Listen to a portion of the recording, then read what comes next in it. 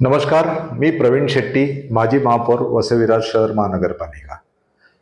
आपल्या इकडे आता महाराष्ट्र विधानसभा 2024च्या 133 वसई विधानसभा क्षेत्रातून लोकनेते आमदार हितेंद्र ठाकूर, 132 मधनं युवा आमदार क्षितिजी ठाकूर आणि 131 बोईसर मतदारसंघातनं राजेश पाटील हे बहुजन विकास आघाडीचे उमेदवार विधानसभेच्या निवडणूक लढत आहेत।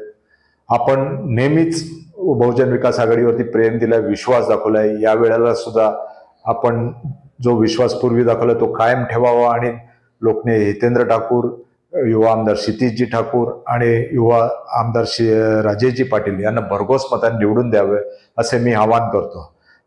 आपलं सर्व विकास कामासाठी आपण जे लढतोय ते पूर्ण होणार आहेत आणि नेहमी विकासाला मत आपण देतात, ते या वेळेला सुद्धा आपण विकासाला मत द्यावे।